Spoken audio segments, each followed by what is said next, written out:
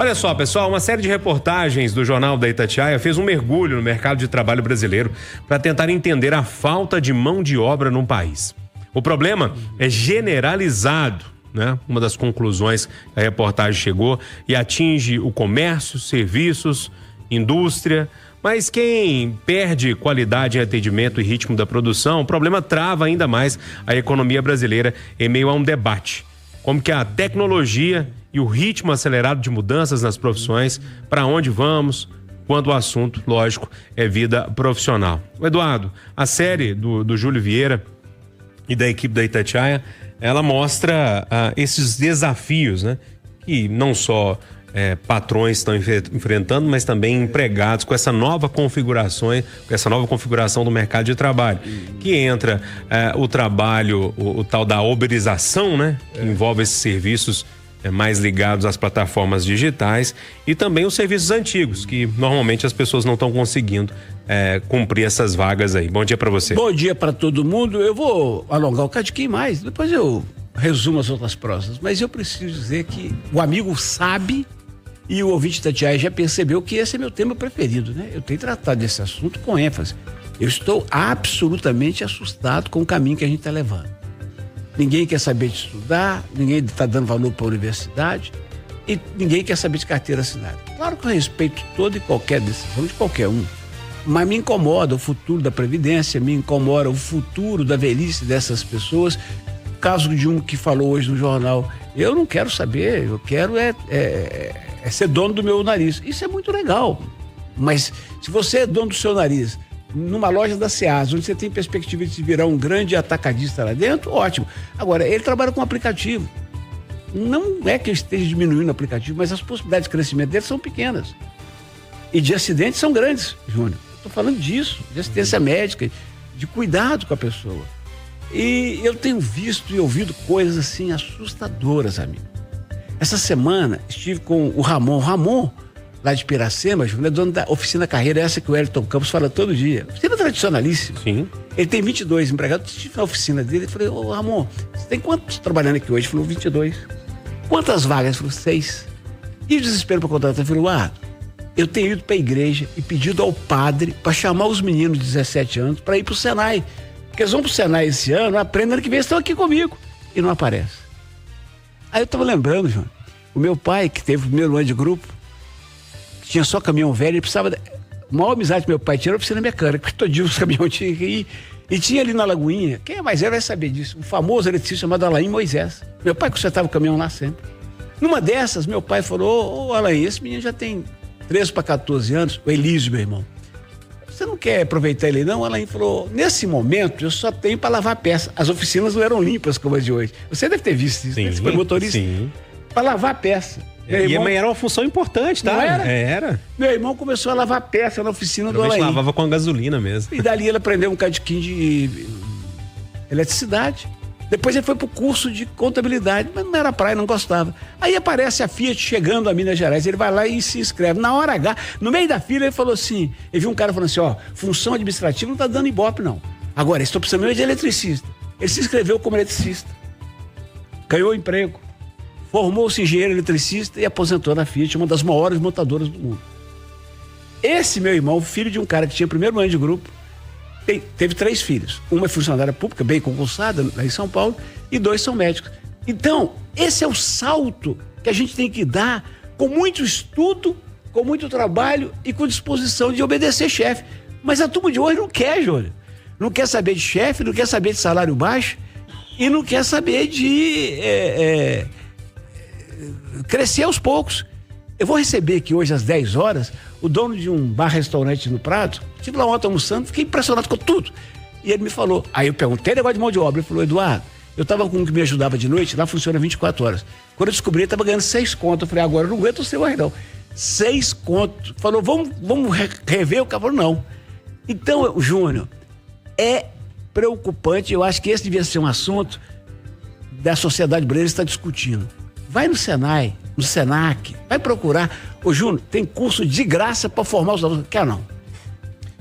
Ô William Travasso, e aí, esse mercado de trabalho que tem esse lado aí que o Eduardo tá falando, tem diversos outros lados. O Júlio Vieira conta aqui por mensagem que ouviu especialista, dono de comércio, de empresa, representantes de setores, né, que movem aí o mercado, trabalhadores, diferentes áreas de ensino, para saber as possibilidades de futuro. O que essa turma está pensando no futuro, tanto patrão quanto empregado? Bom dia, Júnior Moreira, bom dia bancada, bom dia os ouvintes da Itatiaia.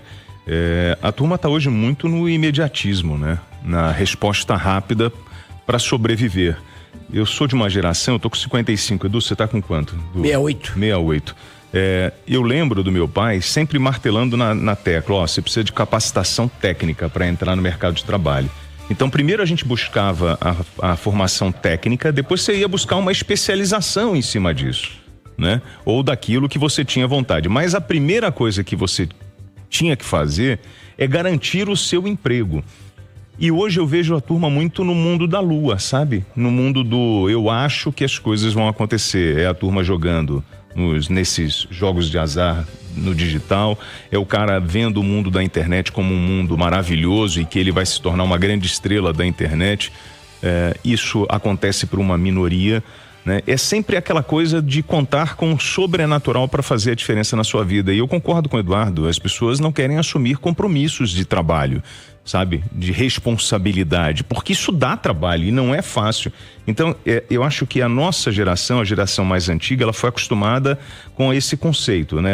Vai buscar o teu sustento, o sustento da sua família, e hoje eu vejo muito aquela coisa da mudança, por exemplo, até da formação da família, né? Do cara hoje, apartamentos menores, o cara tentando, vai casar mais tarde, ele não está querendo assumir compromissos familiares, porque isso é mais custo, fica na casa da mãe. Então acho que todas essas facilidades do mundo moderno acabam trazendo uma certa acomodação. Eu sei que esse conselho fosse bom, a gente não dava, a gente vendia, mas você que está ouvindo aí a Itatiaia e está enfrentando essa dificuldade dentro da sua casa com o seu filho, bota na cabeça dele, ele precisa de formação técnica. O Edu falou, existem vários cursos gratuitos onde você pode se preparar para o mercado de trabalho. E não precisa ficar com medo de chamar o conselho tutelar para você não, tá? Obriga o menino a ir para a escola. Ô Edilene, eu fico tentando provocar vocês pra gente pensar ainda mais quando o debate está acontecendo. Eu fico pensando se o Eduardo, o William não estão analisando de um ponto de vista de uma geração antiga e esquecendo de colocar na equação essa nova geração que pensa um pouco diferente. A nossa geração fez muita coisa boa, mas está toda doente aí nos psiquiatras pelo mundo. E essa nova geração talvez não quer isso. Tem lado bom, mas tem lado ruim, não? Bom dia.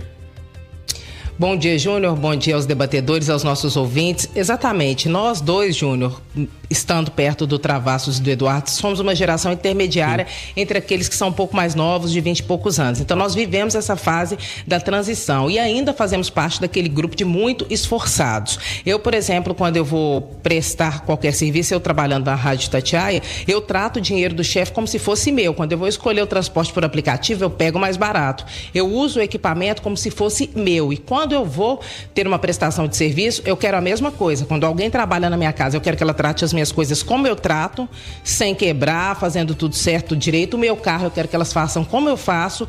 Quando eu vou num serviço público, eu quero sentar num guichê de alguém que trabalhe com afinco que eu trabalho. Quando eu vou escolher um médico, eu quero o melhor médico, que faz o maior esforço. Então, eu acho que hoje aconteceu algo no Brasil, e tem acontecido, principalmente da nossa geração para cá, que as pessoas não querem CLT, não querem trabalhar de carteira assinada. Isso porque há uma pregação para o empreendedorismo, o que é bom, o que é ótimo. Então, muitas vezes as pessoas, ao invés de quererem trabalhar para alguém como empregados, elas querem ser os donos da própria empresa, até porque isso traz uma expectativa de ascensão social, de talvez ser rico, de ter mais dinheiro, de fazer seu horário, e as pessoas migram para isso. E qual que é o impacto positivo que eu acho que isso tem? As pessoas estão se profissionalizando, porque na empresa tem sempre, toda empresa, aqueles que trabalham muito, que trabalham mais, os que são melhores, os que são mais encostados. Quando você é dono do seu próprio negócio, ou você entrega ou você não tem, porque tem um tanto de gente para escolher. Se você é um prestador de serviço ruim, alguém vai lá e procura outro. Então isso profissionaliza, faz com que você queira ser o melhor, porque o seu rendimento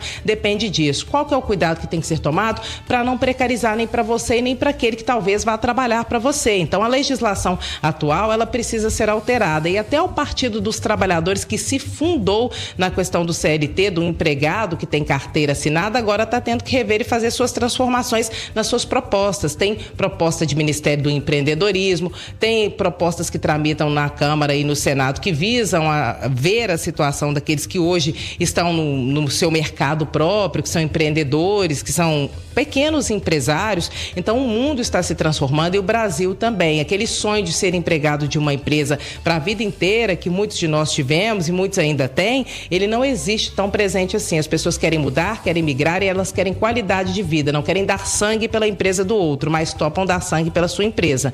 Então eu acho que isso define um pouco do momento do que está acontecendo no mercado de trabalho, Júnior. E aí, Marcelo, como é que você olha para isso tudo aí? Depois de tanta coisa dita aqui, o que você consegue gerir disso tudo? Bom dia. Bom dia, Júnior, amigos do Conversa, bom dia a todos os ouvintes. Eu concordo 100% com a preocupação do Eduardo. Eu acho que a gente está vivendo uma sociedade que valoriza cada vez mais, né, a busca pelo conhecimento, pela especialização, pela técnica, mas eu acho que isso não se limita só ao mercado de trabalho. Acho que isso está acontecendo de forma generalizada mesmo, na geração Z, né, que a gente está vendo aí a faixa dos 20 anos, e é uma mudança, eu acho um caminho um pouco sem volta. O William citou o imediatismo. Eu acho que tanto na busca pelo emprego, na questão dos relacionamentos, está tudo muito de forma imediata. É o aqui agora, resolver o problema agora. E por que isso está acontecendo? Eu acho que isso tem muito a ver com as redes sociais, né, que prometem às vezes milhões de coisas que não são reais, as pessoas acabam acreditando nisso. E porque essa geração está vendo muito o que aconteceu com os pais, seus pais. Né? Às vezes a gente conhece pessoas que ficaram 20 anos numa empresa, 15 anos numa empresa trabalhando e com a expectativa de se aposentar com 60 anos e ter um descanso. E aí vem uma reforma previdenciária. O que essa reforma mostra? Olha, você não vai aposentar com 60, você vai aposentar com 70. E o valor que você ia aposentar... Muda a regra durante o jogo, né? Muda a regra durante o jogo. E o valor que você ia aposentar, que estava previsto para ser 80% do seu salário, na verdade vai ser 50% do seu salário. Então, a pessoa, esse salário do aposentado não vai dar para ele sobreviver e ele vai ter muito pouco tempo para usufruir da sua vida de trabalho, né? Dos seus finais de semana perdidos, das suas horas que deixam de passar com a família. Então essa geração nova tá pensando um pouco nisso também, tá vendo esse exemplo, eu acho, do que aconteceu com a geração mais antiga e vendo que, poxa, será que eu quero isso para mim? E aí eu vejo isso muito quando a gente vê esse conflito de geração, quando surge um tema da discussão da escala 6x1, por exemplo. Né? É impressionante como que virou um embate muito grande e o assunto praticamente morreu. Né? A gente não viu o embate continuar. Será que esse pessoal que trabalha 6 dias na semana e tem um apenas de descanso, ele está disposto a abrir mão, né, de todo fim de semana estar trabalhando? Ou será que é melhor buscar trabalhar no Uber, no iFood, em algum aplicativo e fazer seu próprio horário? Será que ele vai ter um benefício, ele vai ganhar o mesmo salário nos dois? Será que essa estabilidade vale a pena? Eu acho que as pessoas estão pensando um pouco nisso.